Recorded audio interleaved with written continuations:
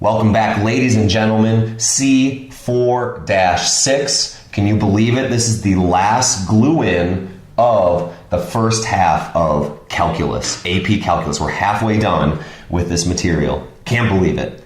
And I have quite an amazing show for you. So obviously a beautiful day for math. Last glue-in of the first half of AP Calculus. Whoa, we've made it this far.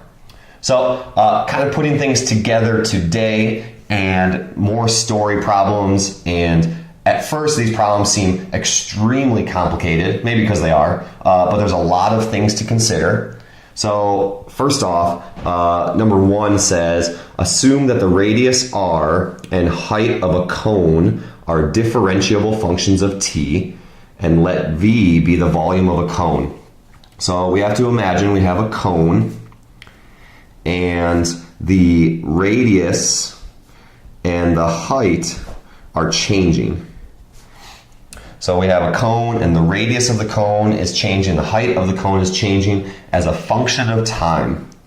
So we should know, well, first off, the volume of any pyramidy, coney thing is always 1/3 base area times height. Always. But in this case, since it is a cone with a circular base, the volume of this beast is 1/3, and the base area of this is a circle, so base area is pi r squared, and then times h. So the volume of this cone is 1/3 pi r squared h. So we're supposed to find an equation that relates the change in the volume with respect to time, the change in radius with respect to time, and the change of height with respect to time. So what that means is the derivative. Of course it does. So dv dt.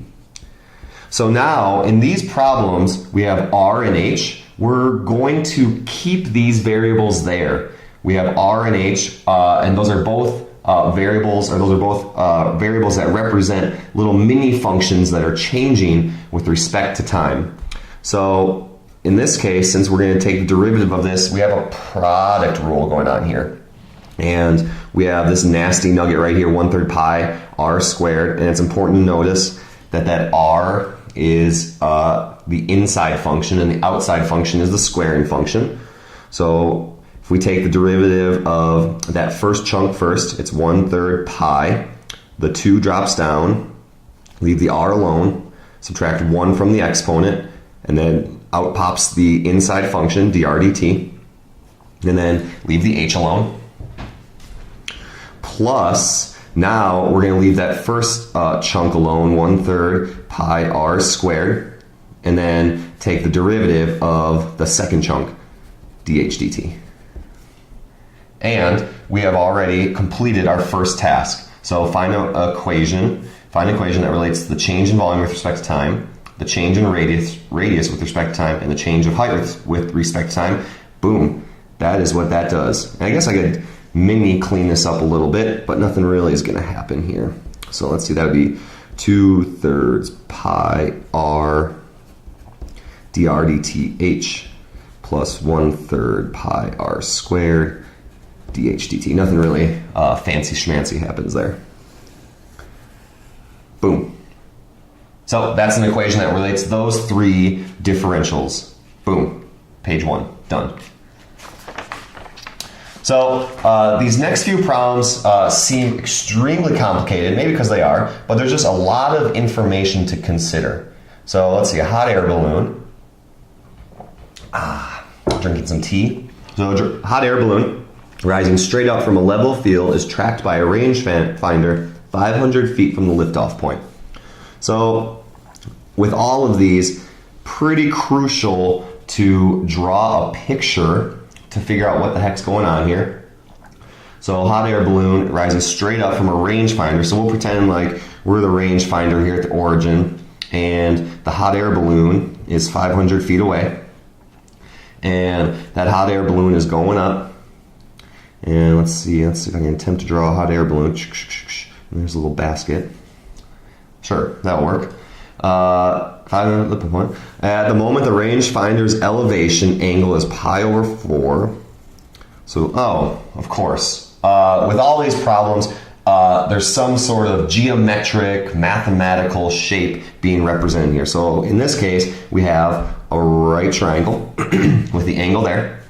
And let's see, we know the angle is pi over 4. And let's see, at that moment, the rangefinder's angle is pi over 4. The angle is increasing at a rate of 0.14 radians per minute. So this is the angle, and this piece of information that the angle is increasing is the change in the angle with respect to time, d theta dt. And that value is 0.14 radians per minute. So let's see what else we got. How fast is the balloon rising at that moment? So the balloon's going up, and the angle at that moment is pi over 4, and then that angle is opening up even more, 0.14 radians per minute. So, I don't know, it's going up. So, again, we're trying to contextualize this problem. We have a triangle. So let's see, this would be y. I don't know, think about, don't do anything too crazy here. That's the y-axis, so that's like the height of the y. And then down here would be the x. So let's see, I would have x equals 500. And let's see, do I know, oh, okay. So let's see. Which order should I put this in? So we notice we have a triangle here, we have the angle, and we have the side opposite and the side adjacent, right triangle. So the hard part about these problems is finding the relationship that connects these three seemingly, unrelatable things. The x, the y, and this angle here. But again, this is math, so there's always some sort of relationship here. So it's a right triangle, I have the opposite, I have the adjacent. The relationship that's kind of pulling this together is the tangent of the angle equals opposite over adjacent. So tangent is the relationship that's pulling this together. So let's see. When I take the derivative of this, I'm going to have, let's see, I'm going to have a d theta dt, because that's a variable. I'm going to have a dy dt, so that's, oh, the dy dt, that's what I'm trying to find. I'm trying to find out how fast is that balloon rising? How is the y changing? It's going up. And then I would have a dx dt, but here, the change in the x, it's not changing. There's the rangefinder, here's the balloon's liftoff point. That distance is not going to change. So dx dt is 0. And then I guess really what I need to finish this, get all my information gathered together is I'm going to need to know what the y is. So the y at that instant, so I would need to plug in pi over 4, and I would need, let's see, it's y over x, so I need to know what the y is. I know the x is 500, and if I do that calculation, I get y equals 500. So looking at the relationship that holds this all together, theta, I know that, I know d theta dt, I know x, I know dx dt, I know y, and what I'm trying to find is dy dt. So now we're practically home free. We're going to take the derivative of this. So let's see, the derivative of tangent theta y over x with respect to t. So when I do that, let's see what we got here. The derivative of tangent is secant squared theta. Leave that doll alone. Then out pops the derivative of that doll, d theta dt. Then we have a quotient over here. We have a fraction, so low d high. So low, and then derivative of high, minus high, derivative of low, all over low squared. So x squared. Now, honestly, we're home free. Now all we have to do is plug in all of the values we know. So let's see, so secant squared of pi over 4, and then d theta dt is 0.14, and then equals x, which is 500. We're trying to find dy dt, minus the y is 500, let's see, dx dt is 0, and then all over x squared, so 500 squared. So now it's just a matter of kind of calculating all this. And let's see, 1 over, I'm gonna do this on a calculator. So cosine, let's see, secant. So 1 over cosine of pi over 4 is that, but I need to square it. So it's 2. So 2 times 0.14 equals 500. Well, actually, oh no, I'll clean that up. 500 dy dt, and then that makes 0 all over 500 squared. So then 500s cancel with 1 square. So then we would have 2 times 0.14 times 500 equals dy dt. And when I do that, let's see, 2 times 0.14 times 500 is 140.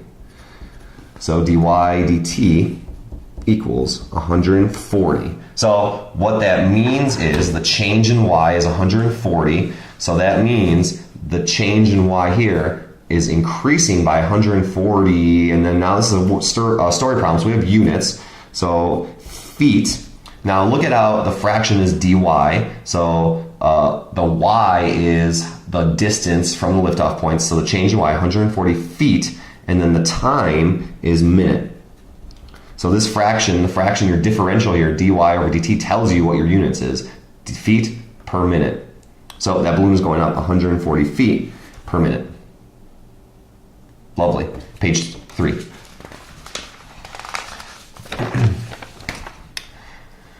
A police cruiser is approaching a right-angled intersection from the north. Let's see. So we got an intersection. So again, the hard part is contextualizing this.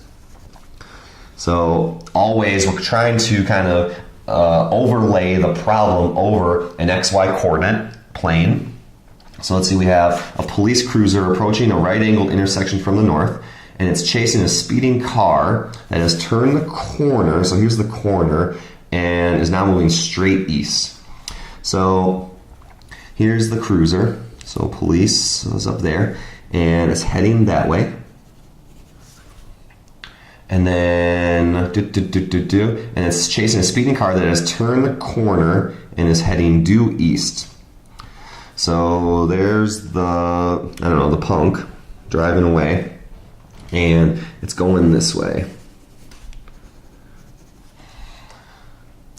So, when the police cruiser is 0.6 miles north of the intersection, and the car is 0.8 miles to the east. So let's see.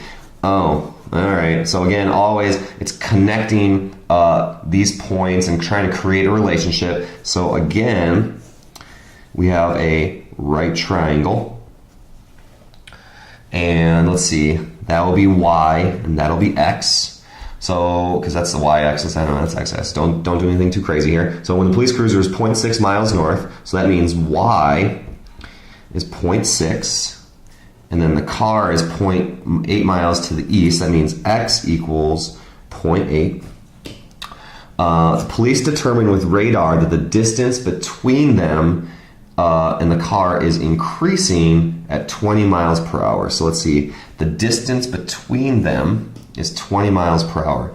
So, okay, I got a right triangle here, so that means I'm missing this distance z. But I know that this distance z, the distance between the car, is increasing. So that's the change in z, that's dz dt, is increasing by 20. So let's see, if the cruiser is moving at 60 miles per hour, so the police car is moving 60 miles per hour, that's dy dt. And notice how that is shrinking, that y value is shrinking, so therefore it's actually negative 60. You'll notice again, I'm gathering all my ingredients before I really do anything. And let's see, if the cruise, what is the speed of the car? So I want to know, what is the speed of the car? That would be how fast is the x increasing? That would be dx dt. That's what we're trying to find. So, let's see. Well, we got a right triangle. Gosh, what's the relationship that holds this together? Pause. Think about it. Oh, it's the Pythagorean theorem. Y squared plus x squared equals z squared. That's kind of the hard part right there. Finding that finding the relationship, getting all your ingredients together and finding that relationship. So let's see. I know everything except I need to know what z is, and that's find outable because let's see. I have 0.6 squared plus 0.8 squared, so z squared, and that gives me a z value of 1. So now I have all my ingredients. So we're going to take the derivative of this whole nasty piece with respect to t. So take the derivative of that. So let's see, remember there's inside function, so it's y to the second power. The outside function is the squaring function, so it's 2y, leave the y alone. Subtract 1 from the exponent, but then out pops the derivative of y with respect to t. So it's 2y dy dt. And then using similar logic, it's just going to be 2x dx dt equals 2z dz dt. And now, friends, we're practically home free. All we have to do is plug in all these values. So let's see, 2y is 0.6, dy is negative 60, plus 2x, 0.8. We're trying to find dx dt. And then 2 and z is 1, dz dt is 20. We're home free. Now it's just a matter of solving for dx dt. So let's see. 2 times 0.6 times 60, which is negative. So that becomes negative 72 plus 1.6 dx dt equals 40. And then when I solve for dx dt, let's see, 40 plus 72 divide by 1.6, I get 70. And again, look at my fraction here. That tells me the units. So x is distance, which is in miles, and then time, which is in hours. So miles per hour. So that car is moving 70 miles per hour. Page 4. Water runs into a conical tank at a rate of 9 cubic feet per minute. Okay. Let's see. And the tank stands point down. So this is a classic problem.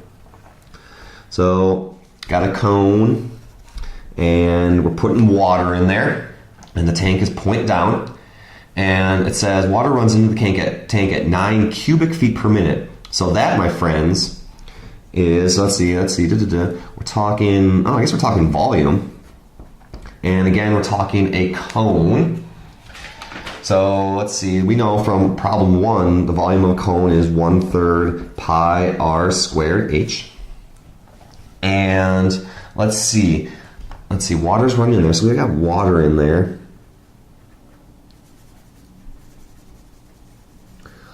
So there's my cone with some water in it. And let's see, water runs into a tank at a rate of 9 cubic feet per minute. That is the change in volume with respect to time. So the volume is changing 9 cubic feet per minute. And let's see, the tank stands point down and has a height of 10. So big cone has a height of 10. And then let's see, the base radius of 5. So r equals 5. And let's see, how fast is the water level rising when the water is 6 feet deep? So we filled some water in, and we have now a height of 6 of water in there. So the water is 6 feet deep in there. So how fast is the water level rising when the water is 6 feet deep? So we're trying to find out, how is this height changing when that height is 6? So in this case, we're going to know that the height is 6. You'll notice this problem doesn't give us anything about the change in radius. We don't know anything about the change in radius. So we put some water in, we know the height's changing, we don't know anything about the change in radius. So we don't know anything about this. We're going to use a crutch. Going back to page 1, if we were to take the derivative of this piece, way back here, back to page 1, we take the derivative of that, we're going to have a dr dt there. And what stinks about this problem is we don't know anything about dr dt. So we need to get rid of the radius variable. So we don't know anything about that. But we do know that if we look at the radius over the height of the big beast, the big cone, it's 5/10. So we could find out that this little radius right here is 3 because it's half. Look at, we have that relationship. We got similar cones, similar triangles. So the scale factor is going to be the same. But again, since we don't know the change in the radius, that's just, we're not going to be able to do anything with that. That radius equals 3. But this relationship will always hold true, that the radius over the height is 5/10. So here's my crutch. I'm going to solve this for r. So I would get r equals h/2 by multiplying by h, and then that'd be just over 2. So r equals h/2. So now when I plug that into my volume formula, h/2 squared h, now I have an equation with only h's and no r's. Perfect. So I'm going to clean this up a little bit. So let's see, I get volume equals 1/3 pi h squared over 2 squared, which is 4 times h. So again, just cleaning this up so then I can take the derivative with ease. So let's see, that would be, let's smush this together. So that would be 1/12 pi h to the third. Boom. So now I have an equation I can take the derivative of. So derivative of that. So that would be dv dt equals, and then now this is straight power rule, so 1/12 pi, the 3 drops down, h stays the same, subtract 1 from your exponent, dh dt. And then now, friends, we're practically done with this problem. All we have to do is plug in what we know. The change in volume is 9.